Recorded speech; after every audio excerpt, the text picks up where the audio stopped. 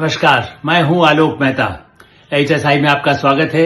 हमारा अनुरोध है कि आप HSI देखें, लाइक करें, सब्सक्राइब करें, मित्रों को, ग्रुप्स को फॉरवर्ड करें और उनसे भी आग्रह करें कि वे भी सब्सक्राइब करें ताकि अधिकाधिक दर्शकों तक नियमित रूप से हमारी बात पहुंच सके, हमारा वीडियो पहुंच सके। वो एक बटन दबाएंगे, सब्सक्राइब किया हुआ है, घंटी बजेगी, उनको भी सूचना मिलेगी और वो नियमित रूप से कुछ हमारा विश्लेषण, कुछ नई बातें, कुछ पुरानी बातें, कुछ तथ्य और कुछ दिलचस्प बातें, राजनीति भी हो, समाज भी हो, सब कुछ इसकी चर्चा होती है। और इसलिए हम ये भी चाहते हैं कि जब आपकी चर्चा हो तो अब ये वर्ष का अंतिम दिन है। 2025 2026 की सुबह होगी, आप अगले दिन भी उस दिन भी देखें। तो इसलिए बात ये की जाए कि बीते हुए कल की, कल भी मैंने कहा कि भूलो कल की बातें, कल की बात पुरानी, नए दौर में लिखेंगे नई कहानी। तो हम नई कहानी नहीं, पुरानी कहानी का जो पटाक्षेप है, एक ऐतिहासिक अध्याय की बात शुरू होने वाली है। 2006 की सुबह आप ये कहिए कि इस वर्ष 2026 में संभव है जैसे अंग्रेजों का जो झंडे में लाल झंडा था, कुछ प्रधानमंत्री नरेंद्र मोदी ने वहां से तो हटवा दिया जो नौसेना और वहां पर कहीं लगा होता था ब्रिटिश वर्षों तक, आजादी के बाद भी, लेकिन प्रधानमंत्री नरेंद्र मोदी आने के बाद उसको हटाया, भारत का ध्वज वहां लगाया गया। इसी तरह से जो लाल झंडा कम्युनिस्टों का है उसको 100 साल, दिलचस्प बात यह है 2025 में उसे 100 साल हुए दिसंबर में। और अब केरल के चुनाव होना है, पश्चिम बंगाल का चुनाव होना है। पश्चिम बंगाल में तो साफ हो गई और अब कहां होगी? केरल में उसके लक्षण दिखाई दे रहे हैं विजयन के। उनके अपने पार्टी में जो झगड़े हैं, अब ये ठीक है कि वो कौन टपकता है, मैंने हम ये नहीं कह रहे कि भारतीय जनता पार्टी तुरंत वहां सत्ता में आई, लेकिन कांग्रेस उसको लपकने के लिए, निगलने के लिए तैयार बैठी है।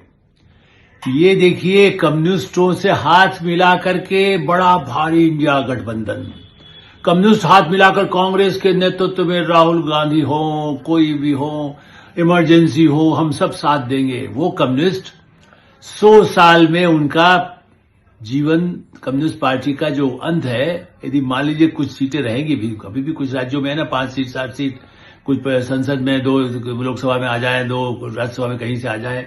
बंगाल में पतन हुआ, देश के कई भागों में, जबकि मैं ये मान रहा हूं एक समय था मजदूरों के नाम पर, किसानों के नाम पर, गरीबों के नाम पर कम्युनिस्टों ने बहुत ही मनमानी भी की, सत्ता का मजा भी लिया और विरोध भी किया, सत्ता को हिलाने के लिए बाहर के इशारों पर। अब मैं उस पर नहीं जाता आज तो, लेकिन हाँ, इसलिए ये मुझे है, नक्सल माओवादी, कट्टर माओवादी, उनका समाप्त तो 2026 में डेडलाइन गृह मंत्री अमित शाह ने दे दी है, जिसकी भी चर्चा कर चुका है, जिसकी उस पर चर्चा नहीं करूंगा, आज सिर्फ कम्युनिस्ट पार्टी पर चर्चा करूंगा कि 1925 में बनी भारतीय कम्युनिस्ट पार्टी 64 में एक बार टूटी तो मार्क्सवादी कम्युनिस्ट पार्टी और आई।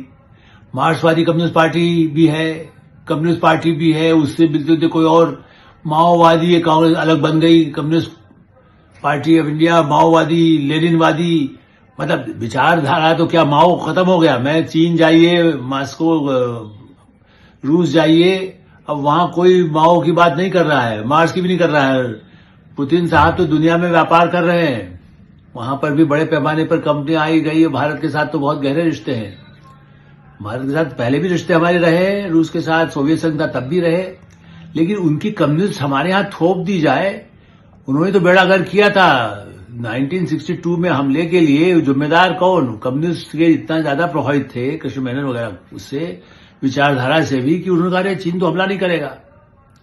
रूस ने नहीं किया, जबकि रूस से पैसा लग लेते थे, केजीबी से, फलाने से, कई आरोप आते थे कम्युनिस्ट नेताओं पर। आज हमारे पास उसके बारे में मैं इसकी चर्चा नहीं करना चाहता। अब तो जो खत्म हो गया, गिरा हुआ हो, बुरी हालत में, घायल रथ में, भाई एक राज्य में सरकार है वो भी ठीक से नहीं चल रही है, उसके मंत्री गड़बड़ा रहे, कभी कोई इस्तीफा दे रहा है, किसी को हटाकर निकाल दिया जो जिसका पावरफुल है। सबके नाम क्यों लूं मैं, क्योंकि हमारे जो दर्शक हैं, हमारी बात जो सुनते हैं, तो पहली बात ये कि 2026 में वो झंडा नीचे ही मतलब उतर रहा है। यदि कहीं उसका अस्तित्व बचेगा भी, यदि कांग्रेस अपनी ही, जितना कहते हैं जो अपने पैरों पर कुल्हाड़ी रोज मार रही है, वो कम्युनिस्टों को मार करके उसके साथ कल फिर मिलकर के, अभी तो अलग है, एलडीएफ है, यूपीएफ है, वहां एक अलग अलायंस है कांग्रेस का। दिल्ली में अलायंस है कांग्रेस से।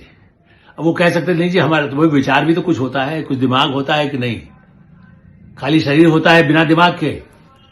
हमें विचार की लड़ाई नहीं है, हमको तो बस लड़ाई हमें तो खाली चूंकि बीजेपी से लड़ना है हमको। अरे बीजेपी से लड़ना है, राष्ट्र देश की इतनी बड़ी सरकार है, जन लोकतंत्र में उनकी चुनी हुई सरकार है। तुम्हारा तो त्रिपुरा से भी साफ हो गए और राज्यों से साफ हो गए, उत्तर भारत बिहार में भी उसका असर होता था। कम्युनिस्ट पार्टी का असर बिहार में था, मध्य प्रदेश में 57 में, मैं पहले भी इसकी चर्चा कर चुका हूं। इंदौर जैसे लोकसभा चुनाव क्षेत्र से 57 में कम्युनिस्ट पार्टी का उम्मीदवार होमिदा जी जीत के आए थे। तो अब कम्युनिस्ट पार्टी का सबसे एक सुखद सूरज का जैसे कह सकते हैं कि नया उदय होगा कि कम्युनिस्टों का भारत से झंडा एकदम और भी पतला या नीचे हो चुका होगा। नाम के लिए तो खैर बचती कई पार्टियां, एक आदमी की पार्टी भी रह सकती है, उसमें क्या है, सुब्रमण्यम स्वामी है ना, एक वन मैन पार्टी कहते हैं, जनता पार्टी उनकी अपनी जेब में लेके घूम रहे हैं। अब कम्युनिस्ट पार्टी में 2 आदमी आ जाए, 4 आदमी आ जाए, या एक मान लो वहां पर छोटा मोटा किसी के साथ और हाथ पैर जोड़ करके अपनी सरकार बना ले। लेकिन केरल ही एक अंतिम उनके लिए बचा। पश्चिम बंगाल में भी ताकत लगा रहे, लेकिन ममता तो किसी कीमत पर छोड़ेगी नहीं। अब तो ममता तो और ज्यादा घायल स्थिति में है, कम्युनिस्टों से लड़े। भारतीय जनता पार्टी ने लगा उसकी नाक में दम कर रखी, तो वो कम्युनिस्ट नहीं निपटेगी तो कम्युनिस्ट उसके ऊपर हावी हो जाएंगे। वो तो उनको मार मार के उनको कितना घायल किया था। वो तो भारतीय जनता पार्टी के नेता अटल बिहारी वाजपेयी थे, उनको मंत्रिमंडल तक भी रखा। ऐसी स्थिति में मुझे ऐसा लगता है कि अब जो समय आया है वो साम्यवाद का, कम्युनिस्टों के पतन का पूरा दृश्य दिखाई दे रहा है। भारत में न इसकी विचारधारा बची है, उनके जो कोई सोकाल्ड आदर्श तो है ही नहीं, चूंकि वो भी बाहर से कितना पैसा, माओवादी और नक्सल खत्म हो, उसके साथ कम्युनिस्ट पार्टी का 100 साल का अध्याय समाप्तम। और दूसरी तरफ कांग्रेस का क्या होगा? अब कांग्रेस को पश्चिम बंगाल में क्या उम्मीद कर सकती है? कांग्रेस पार्टी जीतेगी। वो ममता से लड़ती रही आज तक, उसका भ्रष्टाचार। मुझे फिर वो दृश्य याद है, सेंट्रल हॉल में पिछले इससे भी पहले चुनाव में सोनिया गांधी से वो बातचीत करने के लिए आई थी। मेरे ख्याल 2014 की बात होगी वो, कि बिल्कुल हम बात करेंगे, सब मिलकर लड़ेंगे। 2019 में 2 ऐसे अवसर थे जिस समय वो यहां पर आई, और जब उनसे बात करें तो पता चला अधीर रंजन चौधरी उस समय, हाँ उसके बाद की अधीर रंजन चौधरी सदन के नेता थे। मेरा ख्याल 2019 के आसपास की बात की वार्ता साथ में मिलकर काम करें। उसी दिन इतने गंभीर आरोप ममता सरकार पर भ्रष्टाचार के लगाए गए संसद में कि ममता उखड़ गई। और मेरे सामने मतलब आज कुछ सेंट्रल हॉल में जैसे होता है ना, कुछ पत्रकार भी खड़े थे, वहीं सोनिया गांधी निकली तो उन्होंने कहा कि अब मुझे बुलाया गया है, आप मुझसे बात करना चाहती है और आपका नेता तो मुझे भ्रष्टतम बता रहा है, हम क्या बात समझौता करेंगे। तो इस तरह से दरार बढ़ती चली गई, खाई बढ़ती चली गई। लेकिन हाँ, कम्युनिस्ट वहां घुस गए थे, माओवादी घुस गए, कुछ अवैध, जिनको कह सकते हैं कि अवैध नागरिक जिनको हम कहते हैं घुसपैठिए, उनको शरण दे दी लाखों संख्या में, उसको अलग निकालने की समस्या है। भ्रष्टाचार कर सीबीआई वाले कोई जाएगा तो उसको गिरफ्तार कर लूं, मैंने सारे कानून व्यवस्था को भंग करके किसी सेंट्रल एजेंसीज के अधिकारियों को बंद करने का इतिहास में भारत में वही एक उदाहरण रहा है। अभी भी वहां भ्रष्टाचार चरम सीमा पर, अपराध चरम सीमा पर, हिंदुओं की जान कितनी लेने की कितनी घटनाएं हो चुकी हैं। ममता बनर्जी खुद क्लीन रही, मैं आज भी ये कह रहा हूं, वो खुद पर भ्रष्टाचार के आरोप नहीं, उनके यदि भतीजे पर आ जाए, उनके मंत्री पर आ जाए तो आप ये कहें नहीं वो तो चप्पल पहनती है, वो सादा पहनती है। हाँ, महिलाओं में उनका असर रहा है, आज भी रहेगा। और मैं तो मानता हूं कि कम्युनिस्टों को खत्म करें उनकी भूमिका, इसलिए उनके साथ उनको तो समझ के रहना चाहिए। भाजपा के साथ वो सोचे, जैसे अजित पवार ने सोचा, जैसे और नेताओं ने सोचा कि भाई ठीक है हम इनके साथ आ जाए। कई कांग्रेस के लोग तो आ ही गए। तो आज ममता बनर्जी, लेकिन उनसे ये उम्मीद करना बेकार है, क्योंकि वो लगातार लड़ती रही है। ये अलग बात है कि सामने सौहार्दपूर्ण उनका व्यवहार राहुल गांधी से बेहतर होता है। जब वो प्रधानमंत्री नरेंद्र मोदी से मिलती हैं, गृह मंत्री अमित शाह से मिलती हैं, तो एक मुख्यमंत्री के नाते और केंद्र के गृह मंत्री प्रधानमंत्री के नाते इतना आप उनको पॉइंट दे सकते हैं। लेकिन हाँ, जिस तरह की भाषा वो एक तरह से उग्र बातें करती हैं और जिन लोगों को प्रश्रय देना चाहती हैं अवैध घुसपैठियों को, उसके बल पर, चूंकि उनके गलत लोग, ठेकेदार घुस गए, बेईमान लोग घुस गए, जो कम्युनिस्टों में थे वही वहां आ गए। होता है ना, जैसे जब जितने गुंडे थे यदि उस समय जनता पार्टी के यदि आ गए, कांग्रेस में जो थे उस जमाने में इमरजेंसी के दौरान, वो यदि जब शरण ले ली, उन्होंने कहा जनता पार्टी में ले जाओ, तो जनता पार्टी ही टूट गई, जनता पार्टी बिखरती चली गई बाद में। कुछ लोग ऐसे जो आए थे।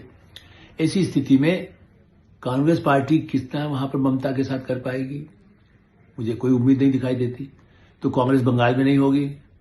एकमात्र जहां वायनाड सीट, जिसके लिए राहुल गांधी पहले, फिर अब प्रियंका गांधी जी हैं, वहां पर चुनाव में तिरुवनंतपुरम में देख चुके हैं स्थानीय चुनाव में क्या स्थितियां हो रही हैं। अब इसलिए प्रतिष्ठा का सवाल होगा राहुल गांधी का कि क्या पार्टी को हरियाणा में हार गए, दिल्ली में हार गए, बिहार में हार गए, हार पर हार हो चुकी है लोकसभा चुनाव के बाद। अब ऐसी स्थिति में एकमात्र उनकी आशा की किरण है कि कम्युनिस्टों का पतन हो और फिर कम्युनिस्ट क्या उनके प्रति बहुत मेहरबान हो गए। कम्युनिस्ट में एक अफसोस उनके लोग आज भी याद करते हैं कि हरकृष्ण सिंह सुरजीत जो सचमुच में जमीनी नेता थे, जब मौका आया था कि ज्योति बसु लंबे अरसे से मुख्यमंत्री पद पर थे और उनको बनाया ही जाना था कि प्रधानमंत्री बन सकते हैं। जब गठबंधन की सरकार, आपको याद होगा 96 के बाद तो यही चला, कौन बन सकता है प्रधानमंत्री। अटल बिहारी 13 दिन के लिए बने, फिर 13 महीने के लिए बने, फिर देवगौड़ा बने, गुजराल बने। ऐसी स्थिति में एक बार उनका नाम आया, लगभग तय हो गया, लेकिन उसके बाद पॉलिट ब्यूरो और सुजीत ने कहा नहीं, हम सत्ता में नहीं आएंगे। और ज्योति बसु की जो इच्छा थी जीवन भर की वो पूरी नहीं हो सकी, कम्युनिस्ट कभी नहीं आ सके। जबकि अटल बिहारी वाजपेयी को उनके कुछ सलाहकारों ने भी कहा, और डॉक्टर शंकर दयाल शर्मा की उदारता देखिए, उन्होंने उनको लेटर जब वो पहुंचे मिलने के लिए कि बहुमत तो मेरे पास उतना नहीं है, तो उन्होंने लेटर कहा तैयार है, आप अपना बहुमत यदि ला सिद्ध कर सकते हैं तो चूंकि हमने आपको न्योता दे दिया है, ये लीजिए न्योता ले जाइए। ये उदारता होती थी हम भारत के राष्ट्रपतियों की, और उन्होंने ये काम किया। और उस करने के बाद लेकिन बहुमत सिद्ध नहीं हो सकता था, 13 दिन बाद ही सरकार वो गिर गई। ऐसी स्थिति में लेकिन फिर भी उनके लोग, पहले उनकी पार्टी में भी असहमतियां थी कि नहीं हमें नहीं बनाना चाहिए, हम क्या करेंगे बेकार। भी कहा गया कि भाई आप प्रतिपक्ष में कब तक रहेंगे, एक बार जो ठप्पा लगा हुआ है प्रतिपक्ष का, विपक्ष में ही रहते हैं या अपोजिशन में रहते हैं, इससे बदलना है आपका ठप्पा, तो आपकी मोहर तो बदल जाएगी ना। खाली आप यही पहनते हैं, झंडा ले उठा करके लड़ाई करते हैं, नहीं हम सत्ता का काम करके दिखा सकते हैं। 13 दिन दिखाया, 13 दिन दिखाया, 5 साल दिखाया, 12 साल होने आएंगे। तो आप देखिए दिखाए जा रहे हैं। अब तो जलवा है उनका, बीच में कांग्रेस आई और अब तो पूरा ही उनका हो गया। तो इसी स्थिति में कम्युनिस्टों को जो मौका मिला था उसमें उन्होंने नहीं लिया। बल्कि मुझे आज भी ये भी याद है, मैं चूंकि कई राजनीतिक गलियारों में सबसे मेरी बात होती थी, ऑफ द रिकॉर्ड पे भी, जो अब तो हम कह सकते हैं, मुलायम सिंह यादव के लिए भी कम्युनिस्ट पार्टी, कहने को सेकुलर सब है, उन्होंने जाकर के, कई लोग सहमत हो रहे थे, सोनिया गांधी को भी, सोनिया गांधी ढुलमुल तो थी ही, जाकर के ये कहा कि नहीं इनका फूलन देवी और कुछ 10 लोग डाकुओं के साथ इनके फोटो हैं, इनका प्रधानमंत्री बनना ठीक नहीं होगा। तो मुलायम सिंह का पत्ता भी किसने काटा, कम्युनिस्टों ने काटा। अब वो खुद ही कटते चले गए, दूसरों का पत्ता काटिए। लालू यादव उनका पत्ता वहां भी काटा था, लालू यादव उनके साथ थे। अब लालू यादव का पतन तो हो ही चुका है, कम्युनिस्टों का भी हो गया बिहार में। त्रिपुरा में जहां उनकी सरकार रही वो भी अब नहीं है रही जी। पूर्वोत्तर में भी धीरे धीरे बिल्कुल खत्म हो गया, ईस्ट वेस्ट नॉर्थ साउथ सब गायब है। तो कम्युनिस्टों का पतन तो आया 26 में। और कांग्रेस का भी एक अंतिम, जिसको कह सकते हैं कि जो प्रयास है वो भी, लेकिन ये दिखाई देगा कि उसकी ताकत कितनी है। बंगाल में भी कुछ आए, केरल में तो फिर भी कुछ, जो यदि कोई कोशिश जोड़ तोड़ करके, किसी का हाथ पैर जोड़ करके, पार्टियों को मिला करके कुछ करने की कोशिश करे, अन्यथा एक नया चित्र होगा, फिर अस्थिरता और अधिक होगी। केरल में ऐसा दिखाई देता है। और तमिलनाडु में तो कुछ कांग्रेस पार्टी को तो उन्हीं के साथ लेना पड़ेगा। तमिलनाडु के चुनाव में जिनके लिए वो आरोप लगा के सरकार ने नरसिंह राव की नाक में दम कर दिया था कि राजीव गांधी हत्याकांड वाले डीएमके के नेताओं पर कार्रवाई नहीं करते हैं, जो उसके लिए उनसे उनका मिला हुआ था, लिट्टे के साथ मिले हुए थे।